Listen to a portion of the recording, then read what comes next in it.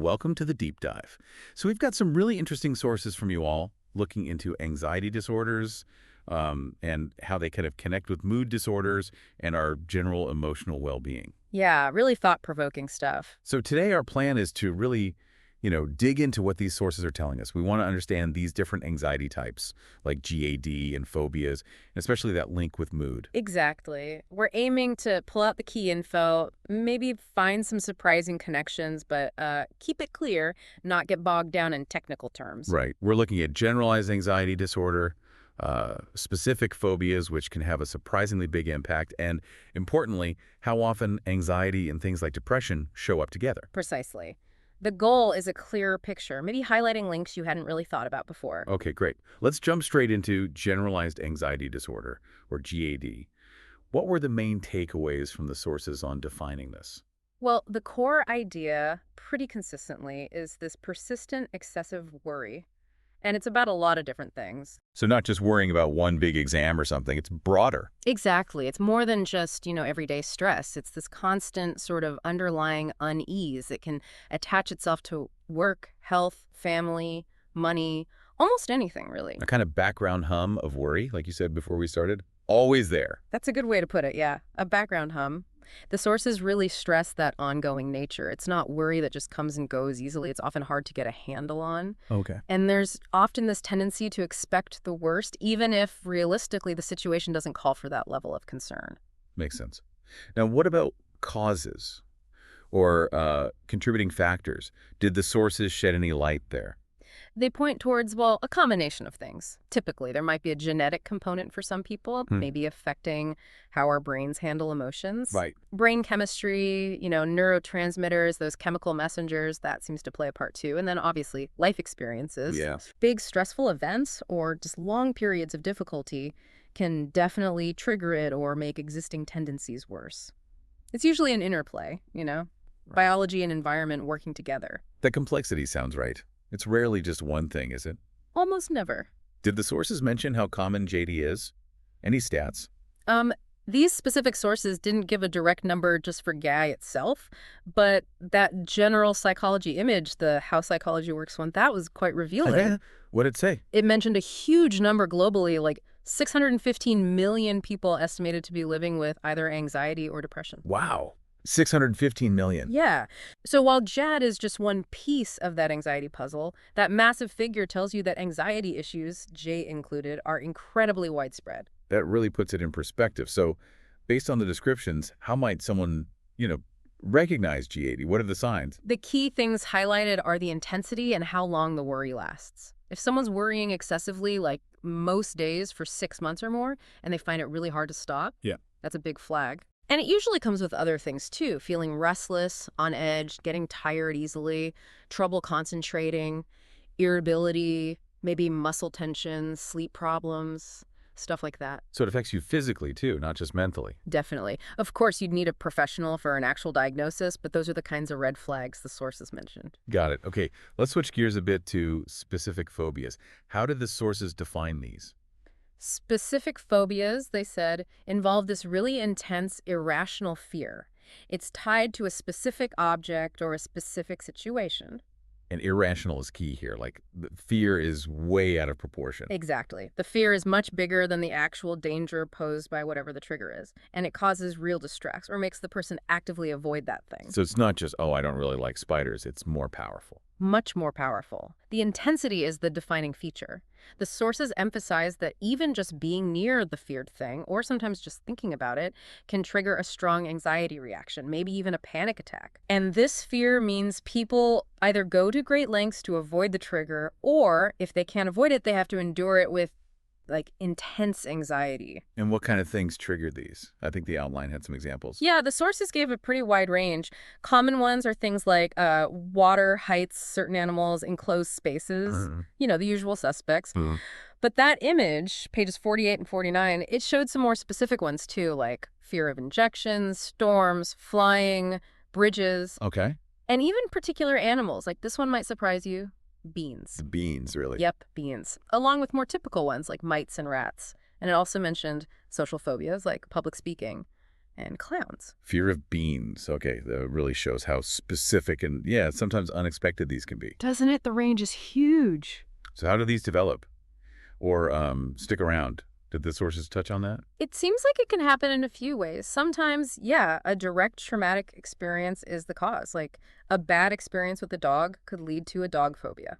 Makes sense. But interestingly, it doesn't always need a direct negative event. You could develop one through observational learning, seeing someone else have a really fearful reaction. Oh, okay. Like learning the fear from someone else. Exactly. Or even just being told repeatedly about a danger informational transmission, they call it. And once it starts, avoidance is key to keeping it going. How so?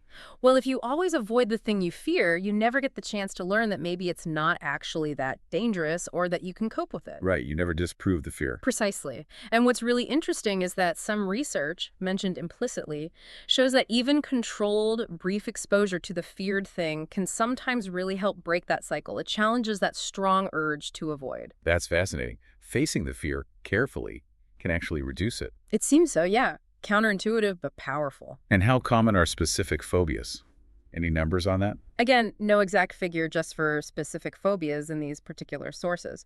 But remember that huge 615 million number for anxiety and depression globally. It strongly suggests that phobias make up a pretty significant chunk of those anxiety conditions. Given how many different types of phobias there are, it seems reasonable to assume they're fairly common overall. Okay, that makes sense. So we've got GAD with that kind of free-floating, persistent worry, and then specific phobias, these really intense, focused fears. Now let's talk about how anxiety disorders connect with other conditions, especially mood disorders. What do the sources say there? They definitely pointed to a strong link, a significant interplay, particularly between anxiety disorders and depression. They often show up together. They're not separate silos then? Not at all. And it's interesting that table of contents from the Vietnamese source, Cacru Lon Tam Lo, it lists anxiety disorders, Rê Lon Lo, right next to mood disorders, Rê Lon Tam Trong. Oh, interesting. Yeah, they're distinct categories, but listed side by side.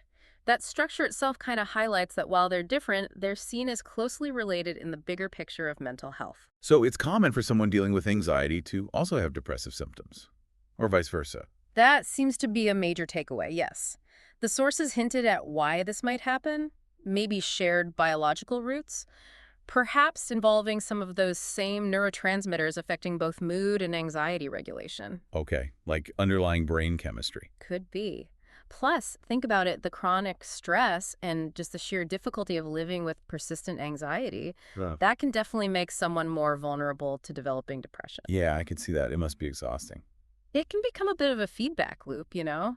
The symptoms of one condition can actually make the other one worse. That interconnectedness feels very real.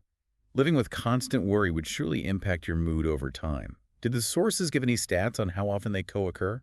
No specific co-occurrence percentages in these particular documents, unfortunately, but the way they're classified so closely and the talk about shared mechanisms, it strongly implies it's pretty common. Clinically, practitioners see it all the time, people meeting criteria for both. Right. And that table of contents listing them together really drives home that idea. Yeah. Distinct, yes, but definitely related categories within this whole spectrum of mental health challenges. Exactly. It reminds us that while we focused on GAD and specific phobias, anxiety disorders as a whole fit into this broader landscape, alongside mood disorders and other conditions. Speaking of that broader landscape, maybe we should pull in some of those general stats from the How Psychology Works.pdf image now, just to add more context. Absolutely, yeah. That image had some really interesting general points about psychology and well-being. For example, it mentioned something like 60% of people are visual learners. How does that connect? Well, maybe indirectly. It just reminds us how differently we all process the world, right? And that diversity in processing could definitely influence how we experience and cope with emotional stuff like anxiety. That's an interesting angle. Different processing styles for fear or worry. What else stood out from that image? It mentioned memory starting way early in the womb, around 20 weeks, which just highlights how early our psychological development begins. Wow. More directly related, though, was the stat that about 12% of people have frequent nightmares. That can certainly tie into underlying anxiety or stress, can't it? Definitely. Nightmares reflecting anxiety, that makes sense. And what about the antidepressant statistic? That seemed significant. Yeah, it noted a huge jump over 400% in antidepressant prescriptions since 1988. Now, that doesn't directly equate to anxiety disorder prevalence. Right. Correlation isn't causation. Exactly. But it could suggest perhaps growing awareness, maybe more people seeking treatment for both mood and anxiety issues over the last few decades. It paints a picture of a changing approach anyway. A really dramatic shift in prescribing, for sure. And those global numbers for anxiety and depression you mentioned earlier. Yes, 615 million people worldwide estimated to be living with anxiety or depression right now. That number really hammers home the sheer global scale of these experiences. It underscores why understanding them better is so important. Absolutely.